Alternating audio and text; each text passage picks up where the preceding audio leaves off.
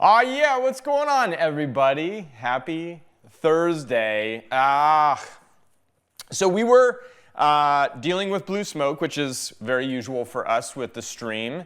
It's not something that we deal with as much these days. We've put a lot of our power and creativity into the app, which is continually on the build. I know everybody's been waiting for pro calendars. They're coming. Don't you worry. They're going to be great. And the basic plan that has been requested is going to be launching very, very soon.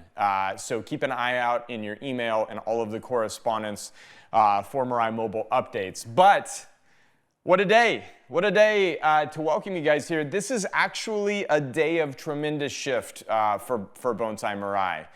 Our nonprofit project, which if you don't know, the One Tree Project is a nonprofit that we started, which was born out of the Mirai in the Wild series and recognizing, hey, there is a way that bonsai gives back, right? We all care so much for these trees, and in caring for these trees have this tremendously altered perspective of the value of our native environments, ecosystems, ancient trees, like the recognition that trees are of significant value for anything from metaphorical to completely functional purposes in the built and the lived environment.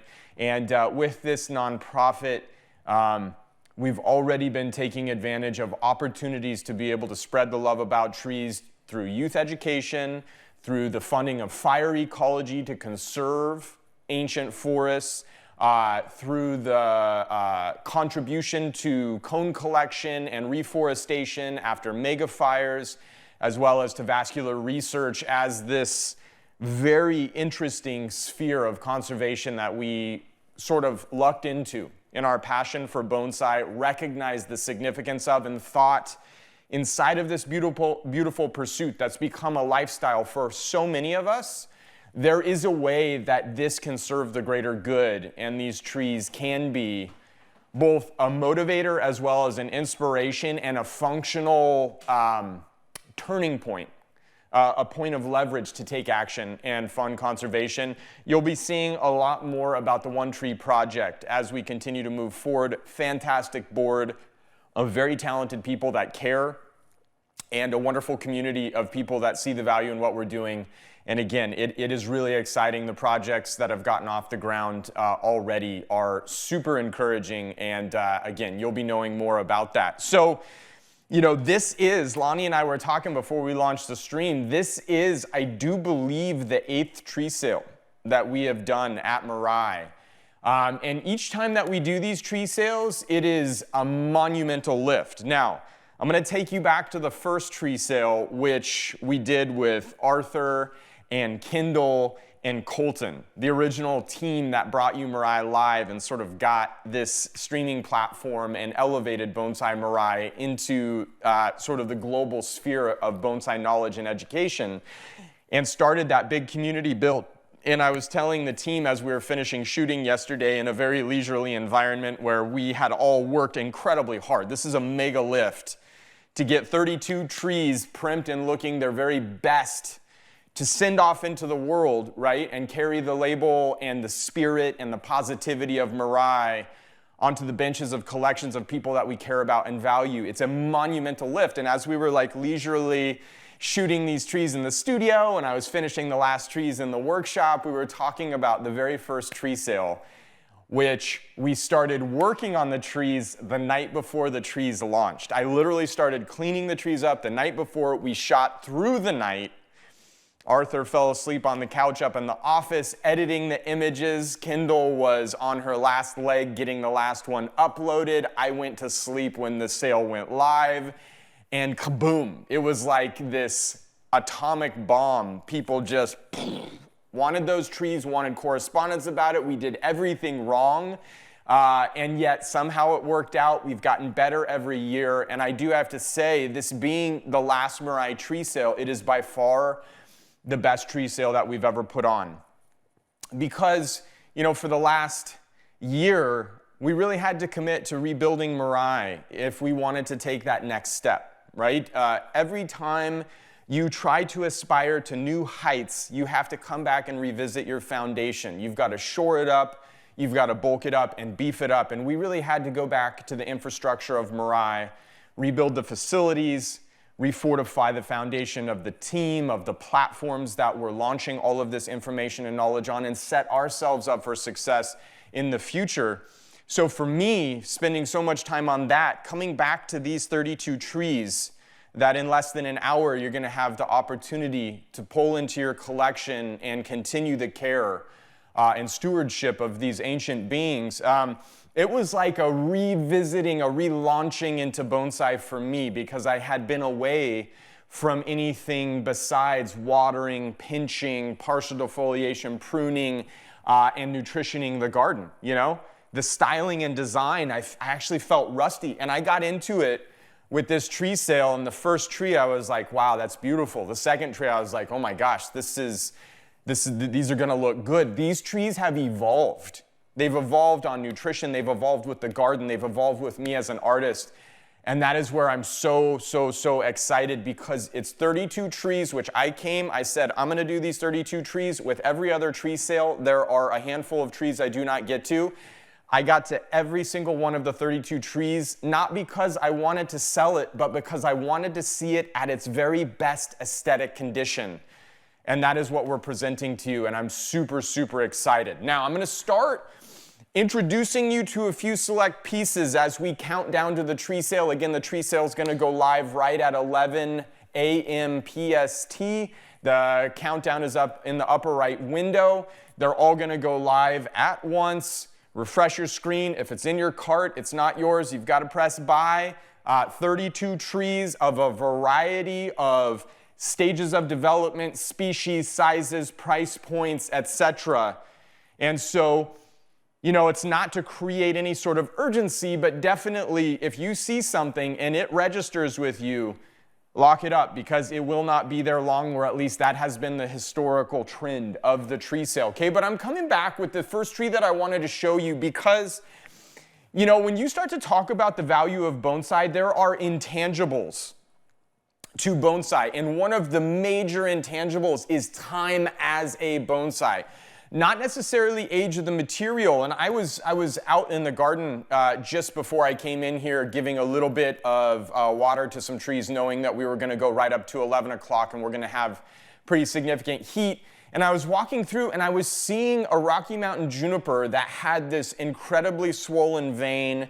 We're cleaning the live vein on it right now. We're doing the deadwood work. And this is a tree that I've had for 12 years, and I've never seen the vein so clearly delineated, right? This is a product of going through the process of cleaning the live vein, cleaning the deadwood, continuing to evolve the aesthetic of the tree, and it becomes this more and more time-reflective aesthetic in these wild trees, and we think they come and we make them and that's where they are, but even a juniper that you can alter so radically has time on that tree, and you're going to see that with several of the junipers. Anyways, this limber pine was the first limber pine that I ever styled. It is a very special tree. Some people would call this literati. The base is pretty beefy, and there's quite a bit of foliage on this tree to be a literati. I flirt with the title of this, but we will be showing you a true literati here in just a moment. I would consider this to be a very elegant limber pine. Now let me just tell you, historically, this tree was shown 2018 National Show.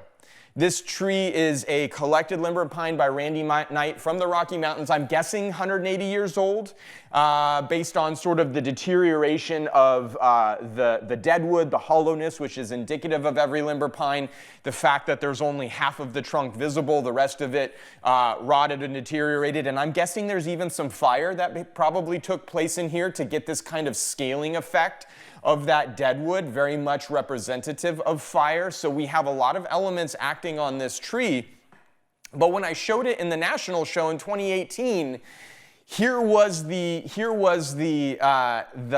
tongue-in-cheek affect and intention behind this presentation. This is in a rinka, R-I-N-K-A, rinka pot. That's the name of the shape of this. Okay, and a rinka pot from the Yamaaki kiln in Japan. Okay, very formal, very traditional, beautiful, sort of informal, upright, elegant, feminine style of a container.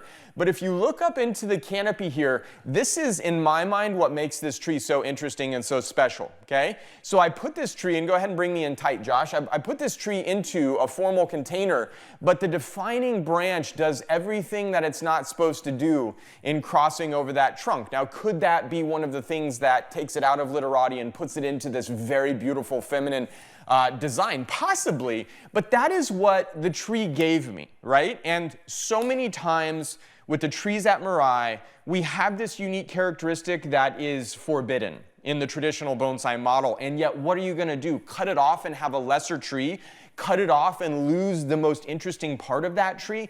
Cut it off and lose the story and the context of that tree?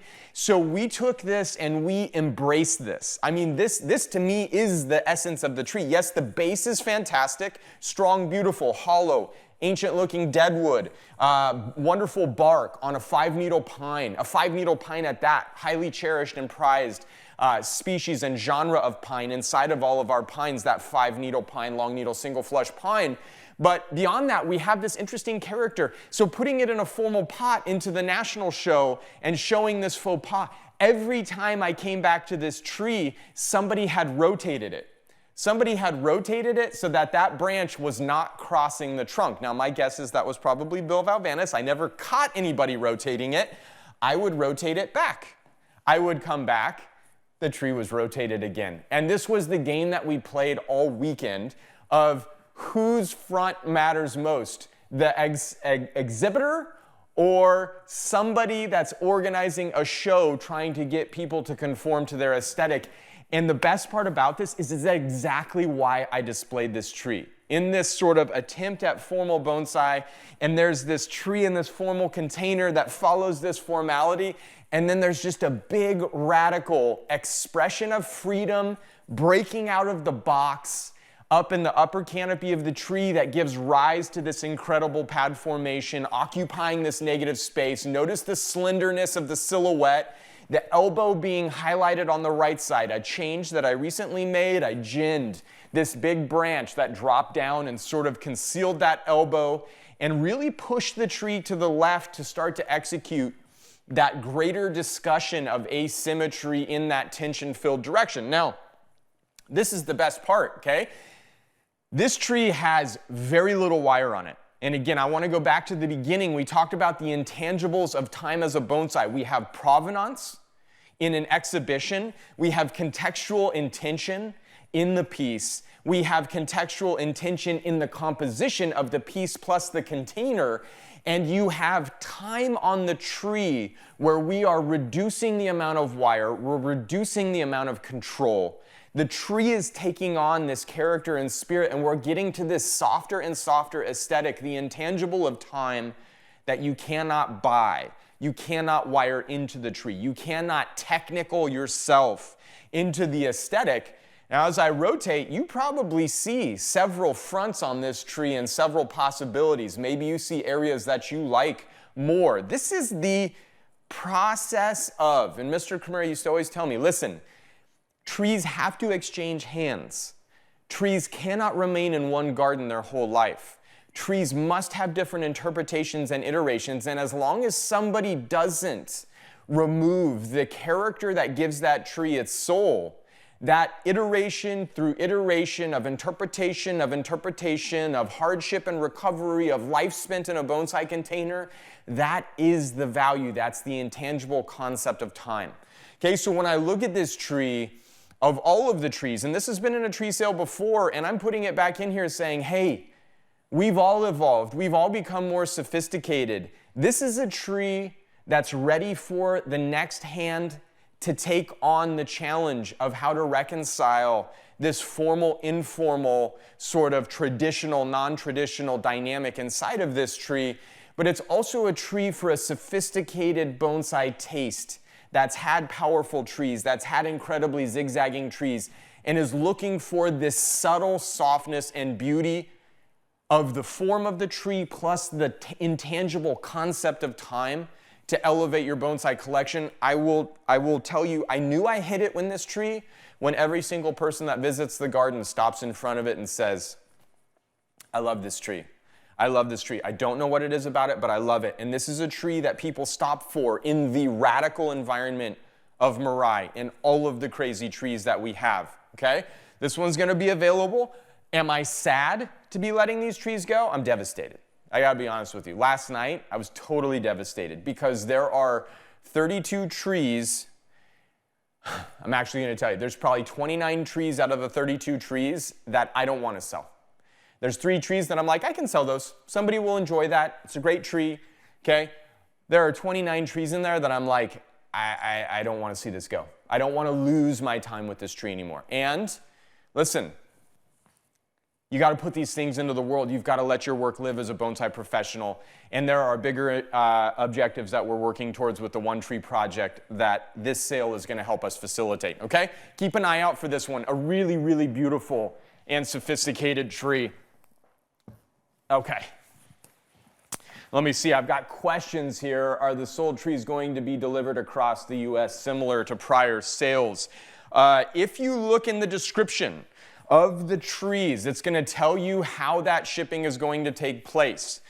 We have the same white glove approach that we've always had with the covered wagon, but we were limited by a singular route for time, geographic limitation, etc. And we've been working with a wonderful company, one for a freight shipment where we will put that tree into appropriate packaging and send it via a white glove service, or one that's an art shipping company, and you say, oh my gosh, alarm bells go off for shipping prices, actually competitive to the covered wagon and comes to your doorstep instead of having to meet us along this route, unpack the tree, repack the tree. It just shows up at your door. And again, we've had great luck and success utilizing these guys for the past 3 years. We feel super confident with that. Okay, let me get the next tree. Okay. This is a monstrosity of a tree, okay? And not in terms of its size. This is a monstrosity of a tree in terms of detail, context, rarity, okay? What is the rarity of this tree? First and foremost, Neogari exposed root piece of Yamadori material. Look at the trunk. Every direction you talk about Neogari, you say, listen, different sizes of roots that are exposed, live, dead, snaking through the roots. Take a look at this backside. Go ahead and bring me into that detail, Josh. Let's see that, Kate.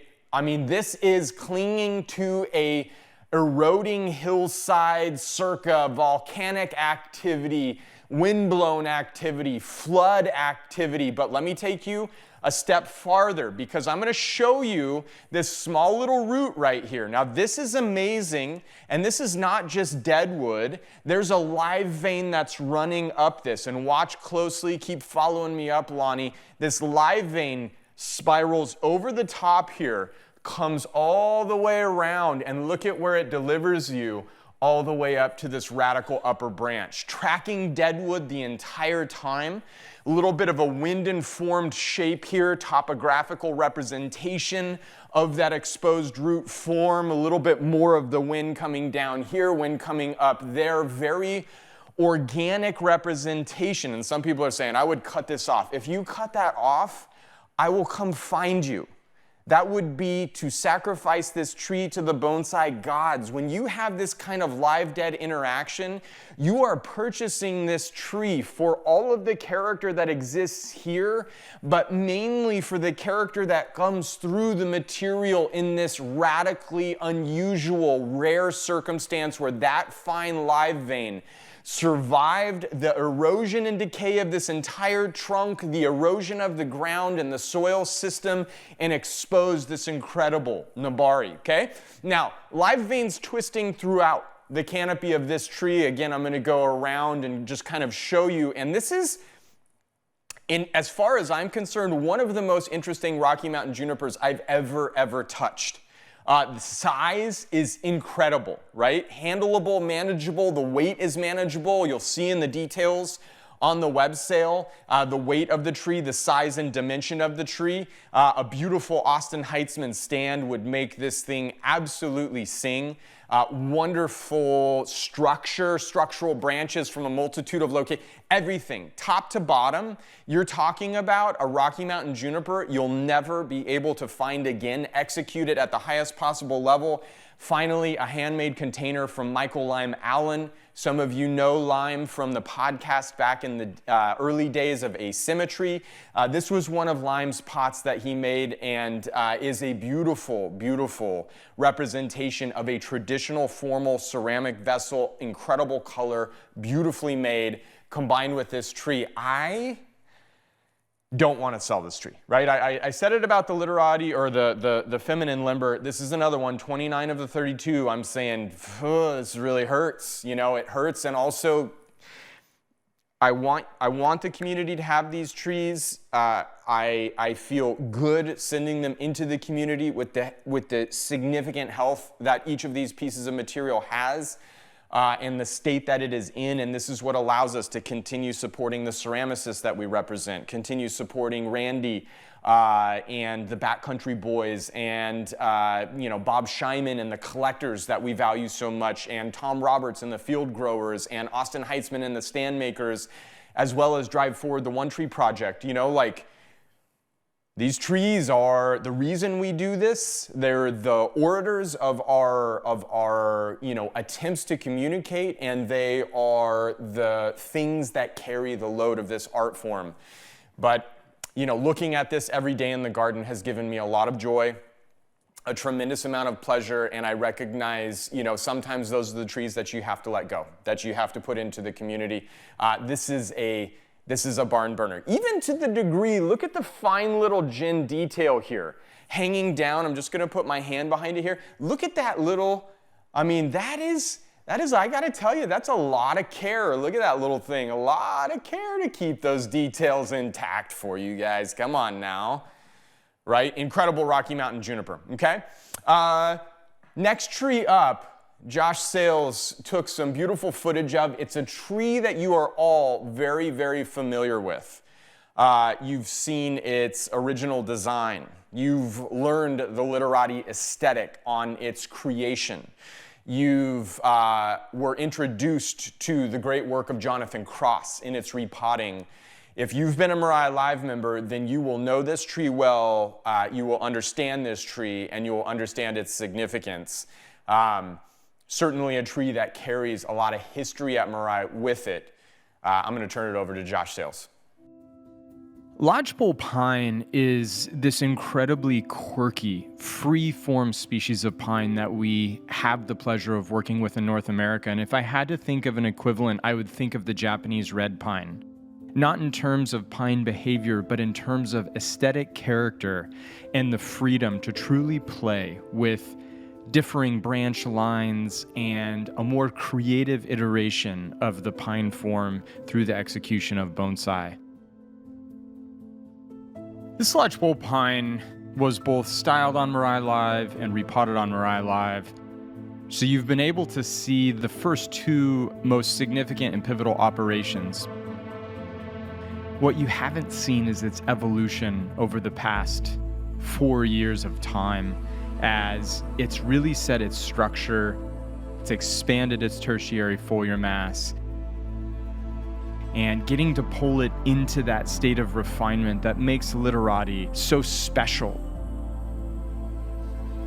This exaggerated small container from Jonathan Cross on this very interesting, unpredictable, natural organic line of this almost impossibly long trunk.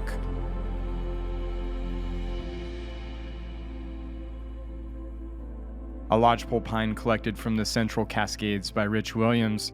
This piece is so delicate, so elegant, so feminine, and so beautiful. It's one of my favorite trees in the garden.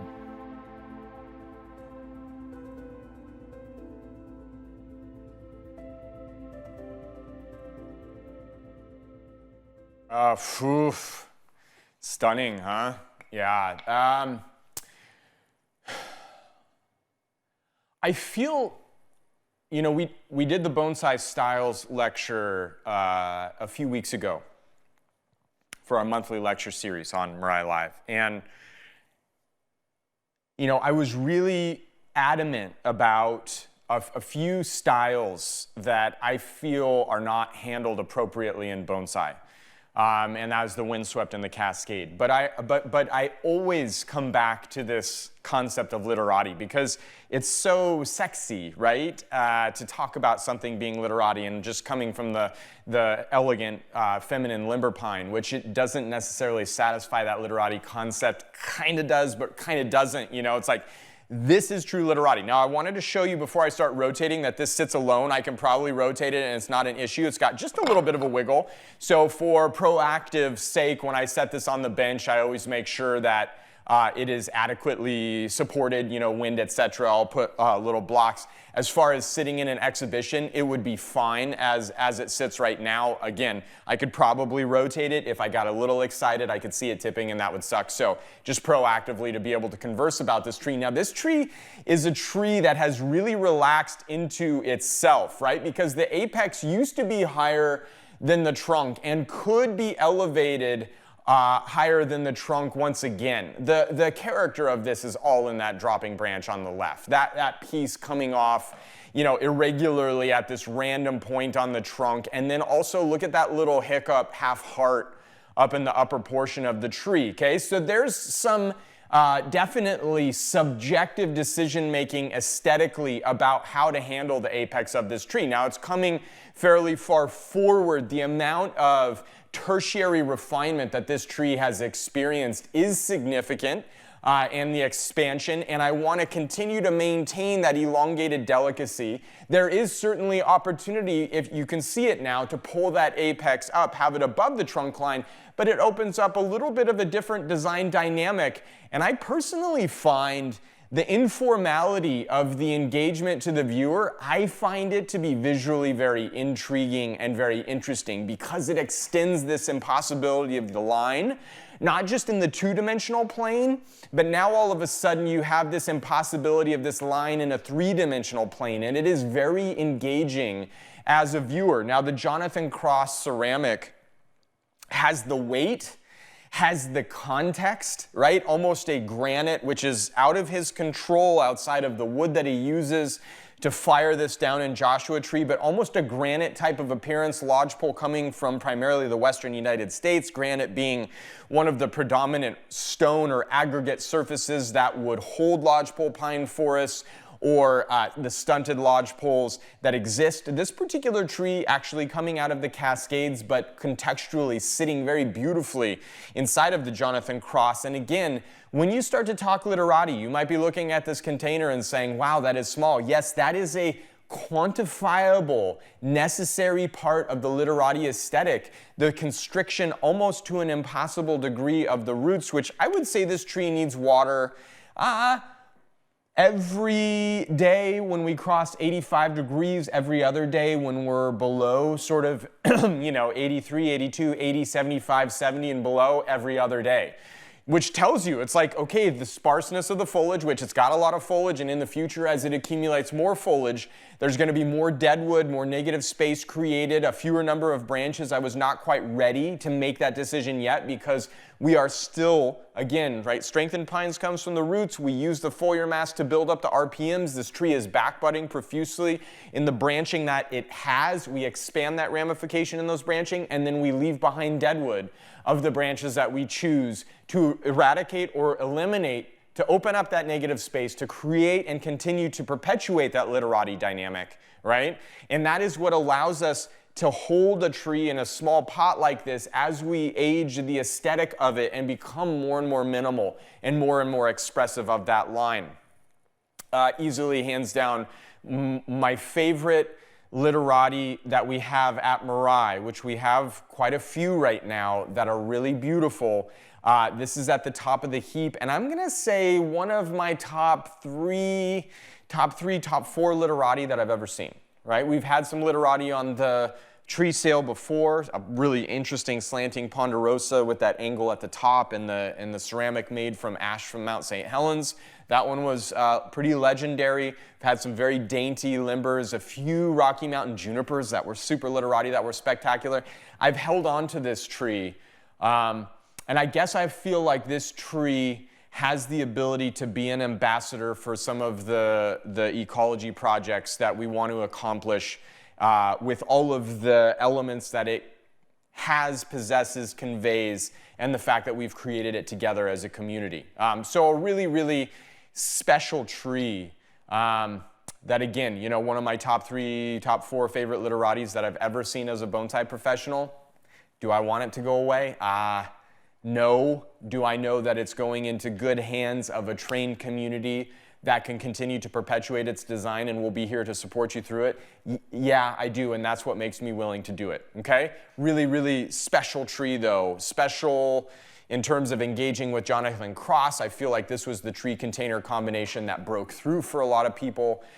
Collected by Rich Williams, representative of so many ecosystems, and this fantastic species of native North American pine that is the equivalent of the Japanese red pine, the quintessential literati subject from the scrolls of the Mustard Seed Manual and the Bunjinga scholars. And we have that trickle down of this imagery and context represented in a native species. I think this is absolutely spectacular. And I'm going to be sad to see it go. For sure sad to see it go. I have no doubt that this one will go.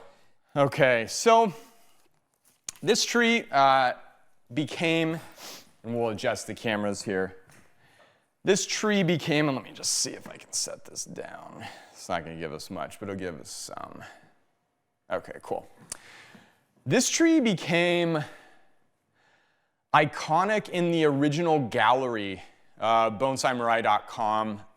But it really, you know, and at that point it was in a round container that was less than inspiring, straight-walled, had some interesting bands. The simplicity was incredibly beautiful.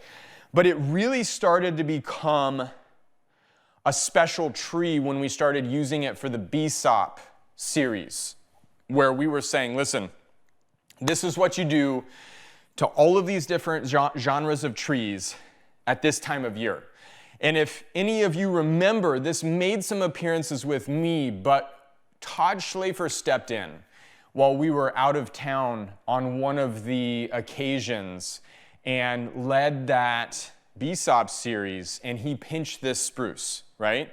Which, you know, created the ramification and the incredibly beautiful structure. And it's grown a lot, and we've pruned it, and it's grown a lot, and we've taken away branches and added deadwood, and it's grown a lot, and the bark has become something. I mean, some of the bark up in here is something I've never seen, very solidly attached, but just rugged, nasty, old, ancient beauty. This is a tree of detail. The deadwood spirals on all of these pieces, which we highlighted a number of times. In the times that we've touched this publicly. But what changed this tree for forever was when we started playing with the container. Now this went into, I'm trying to think of what the second container was that it went into, and I'm having a hard time remembering it. But when we put it into this Tom Benda, this container is like, you know, when I was in Japan, you would see this type of container made by a gyozan or a shuzan sitting under a kokufu winning tree, almost inevitably. This is a painstaking container. Go ahead and come in here to the detail, because the square is not protruding. The square is inset, and the square also has the flare, and that cut corner carries into that foot that gives this incredible, look at that beautiful arc to the container. This is a true tree container pairing. Now notice the maturity of the root system. This was not a tree that grew like this. This is a tree that was planted like this. How do you see these cascades, semi-cascades trees come to fruition, created over time? It's by aging that base that you expose and start to form the contours for. And I mean, this piece has just continued to masterfully mature. The intangible value of time in that root system, in the bark, in the deadwood, in the branching, to show you an older and older. This is not a tree that, when I started the work on this last week, it was bloated and full and just, this big mop of foliage. That is not the aesthetic that the material and the age of the material is showing. It is showing a premier age in the material and in the time this has been a bonsai to have these small, tight pads. If you go see an Engleman in the wild, you'll see these dropping lines and then this piece come up off the top and form this pad. You'll see these pieces of deadwood. You'll see a pad inside of a pad inside of a pad. That's really what we wanted with this piece. And again, once we put it into this container, I actually put it into this container. I walked away, I looked at it the next day, and I was like, gosh, I need about 1 or 2 degrees more tilt in it. Never repot a second time, right? A tree of this value, age, etc. I just slowly loosened some of the anchor wires, sort of tilted it. This is 3 years ago, by the way. And then reinforced the soil system, vacuumed out the old, made sure I got under the base, put new back in. And I nailed it. I absolutely nailed it, right? This is about as good of a cascading spruce as you're going to find. Are there more? Are there others? Absolutely. Yes, there are. Are they this good? Tough to say. Now, Engleman spruce, smallest needle, closest to the Ezo in terms of fineness and refinability of our native North American spruce. Are there more anemic trees on the mountain that would have a smaller needle? Yes. Once you get them healthy as a bonsai subject that allows them to thrive in a bonsai container, is there a spruce that's going to have as small of a needle? I mean, Black Hills is maybe negligibly different from Engleman, but Engleman, Black Hills, sort of that genre of spruce by far, right? Compared to our Colorados, compared to our Sitkas, compared to these other spruce species, by far the finest needle that we have. And again, I've had some other Englemans on the stream that have just been absolutely drop dead gorgeous. And, this combination, this pot tree combination, do I want to see this leave the garden? No, I don't. But I want to see this tree in an exhibition. I want to see this tree evolve in somebody else's hands. I want to see this tree continued on its journey where the value of the age is understood and of priority, and we just keep this tree continuing to age and marinate and gain that antiquity, right? I want to see that. I want to be a viewer of that and not so much the manager of that anymore, right? It has been something that this tree has been with me through so much, and it's like, okay, friend, it's time. Yeah, I'm looking forward to seeing who acquires this piece and how they continue to evolve it. No pressure, right? It's not like I'm going to be like, under the watchful eye of Ryan, are you doing a good job or not? That's not what it's about. It's about somebody else's interpretation. It's about somebody else's manifestation of aesthetic and context that I think this tree is ready for, okay? Very, very special piece. I'm going to do this one more time. The last piece that we're going to talk about today,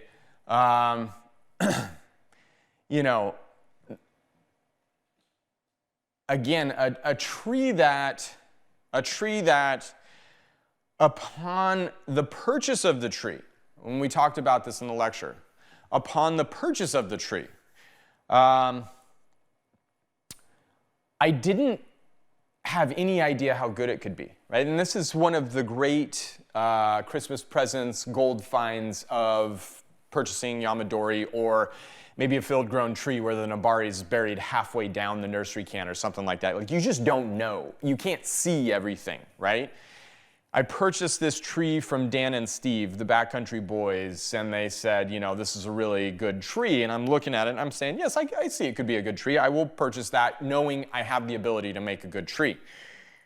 We styled it in class as a group before we repotted it, which is the common Yamadori process that we follow. And we all chose a front. We decided on the design. We set the structure, right? The tree got wired out, very well handled, in fact. And then we went to repot it, right? Or I went to repot it, I should say. I was by myself during this repot. I went to repot it, and I pulled the box away. And I started pulling away the field soil around the base of the tree, and this trunk started getting bigger. And where there was a very basic amount of dead wood, it started to expand, and then there was hollows, and then there were gins. And then I just realized, oh my gosh, I've only actually seen like 40% of this tree's trunk. And as we kept uncovering it more and more, then I had nabari, then I had this fantastic rootage, and then I had it radically altered the tree. And the original front became the back, okay? So Josh prepared a little clip. I'm going to turn it over to him, and then we're going to dissect this tree when we come back. Rocky Mountain juniper, in my mind, is the most incredible juniper species that exists on planet Earth. It has an incredibly fine foliar mass. You get this wonderful play on life and death through these small live veins moving amongst this very rugged and ancient burl-formed deadwood. The tremendous piece of root mass that's a gin sticking out of the right side of the base, and that live vein on the far right side of the base providing visual and physical stability to the tree. You have this girthy, powerful trunk. You have hollows that create dimension. You've got wonderful taper and transition that define a really high-level piece of bonsai material. And the entire tree fits inside of a perfectly sized, well-executed Horst Heinzelreiter container that make the entire composition both playful and airy as Rocky Mountain juniper are, as well as powerful and absolutely world-class level as far as traditional bonsai are defined. You have the best of all worlds in what I think is the greatest species to do bonsai with in the world.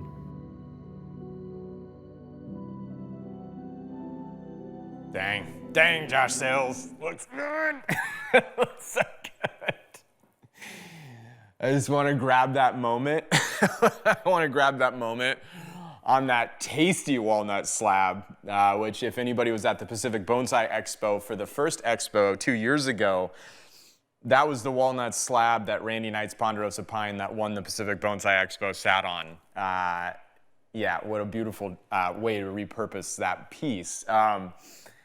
But listen, you're talking about there are levels to the game. You're talking about just a superior piece of material here to begin with, right? To begin with. Again, collected by the Backcountry Boys. There was clearly the live vein character that was very visible. So one live vein runs up this side. It's incredibly swollen. It forks right here and supports this bottom piece. Look at that fork right there. And then that top piece. And it is just squirming all over the deadwood as it kind of creeps and crawls up that trunk. Now I said, one of the values of bonsai is this intangible maturation in a bonsai container. And I was talking about a juniper that I've been working on for 10 or 12 years that I saw the live vein take on this kind of character. Well, you know, sometimes a tree comes out of the mountains and for whatever reason, that live vein has been stabilized in that environment for a long enough period of time that you have that definitive swollen, delineated vein to deadwood relationship. And this had it from the beginning, right? Which is very, very special because, again, that intangibility of time, we sort of sidestep that. Now, there's maturation that is occurring in the ramification of the branching, but one of the other tremendous, beyond the fundamental characteristics of a juniper, you know, baseline features deadwood, live dead interaction, etc. We've got it all. This freaking branch, okay?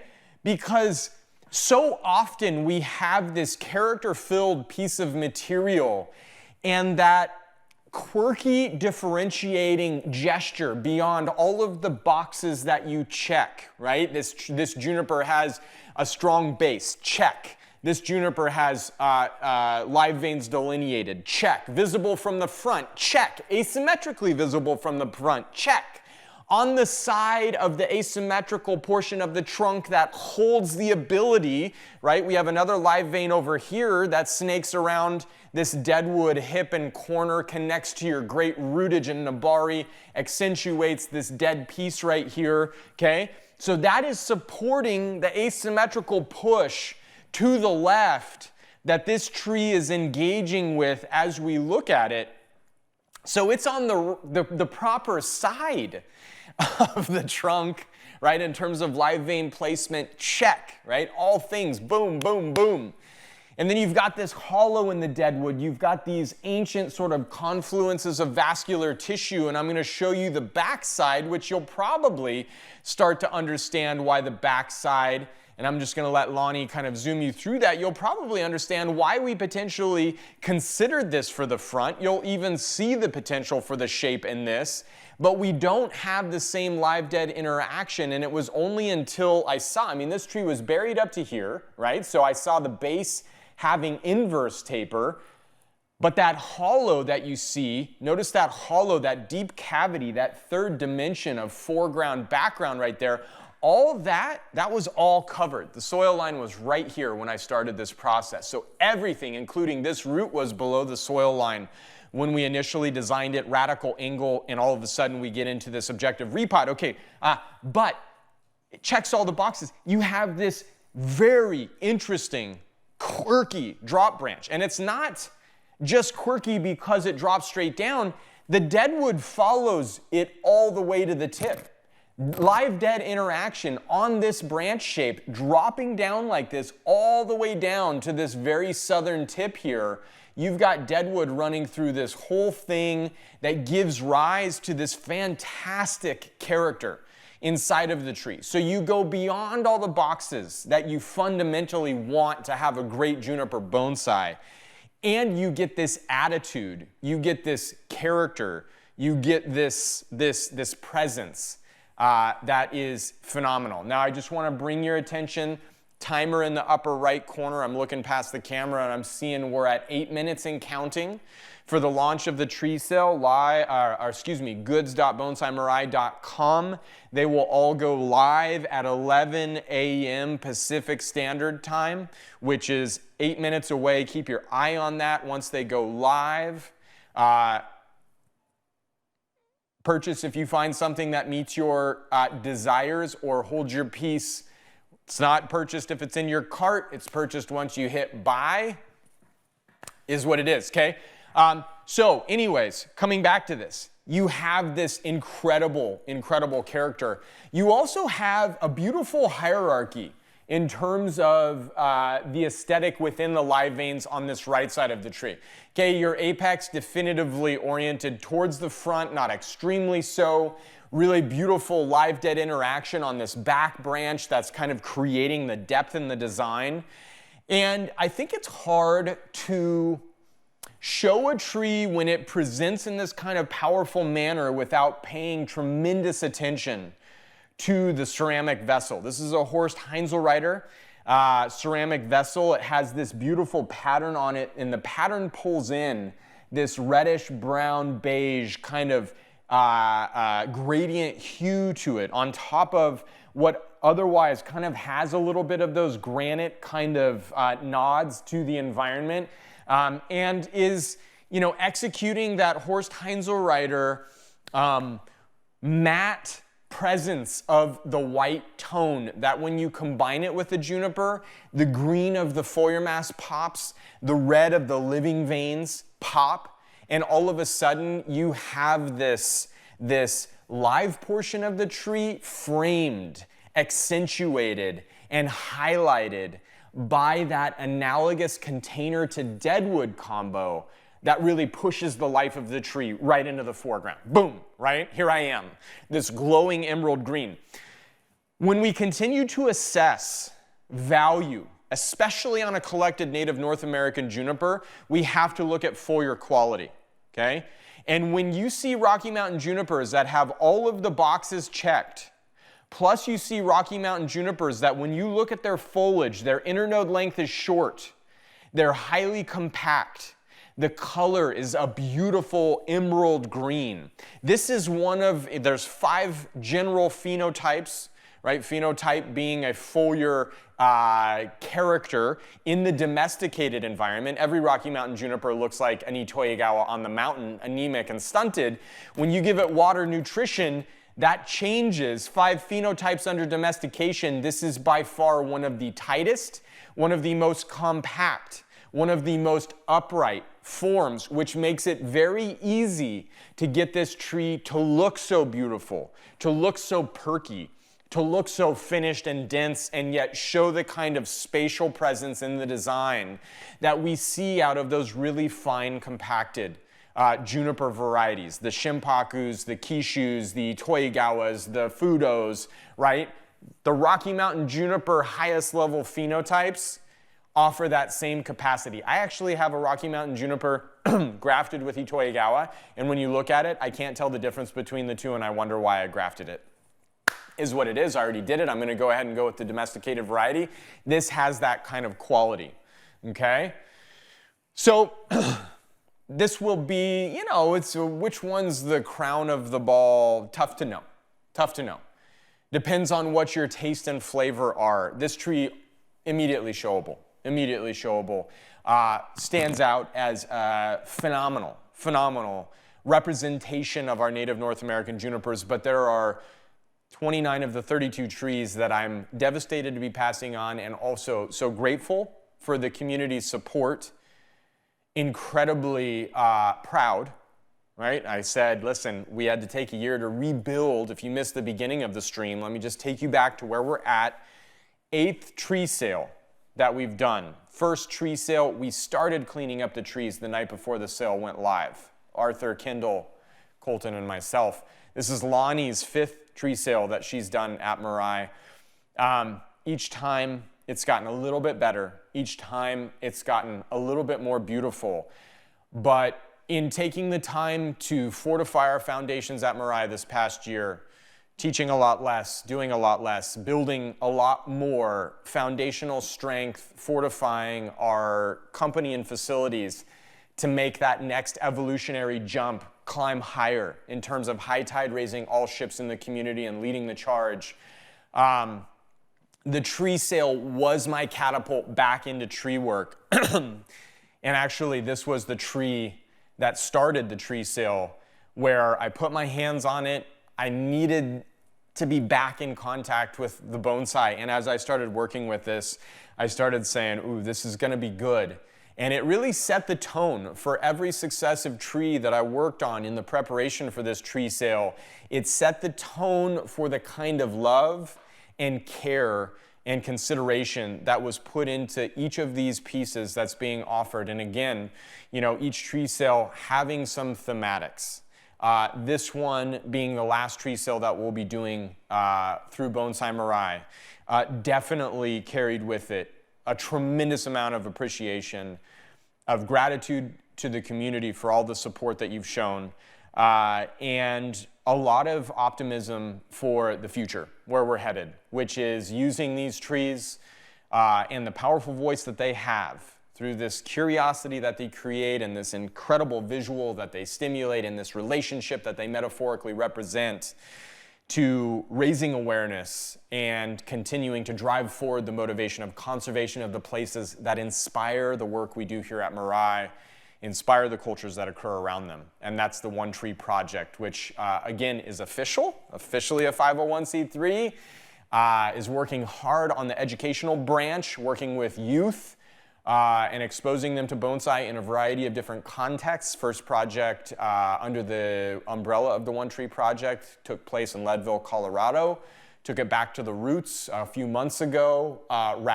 Radical impact that we had on the students that we worked with over a 1-week period.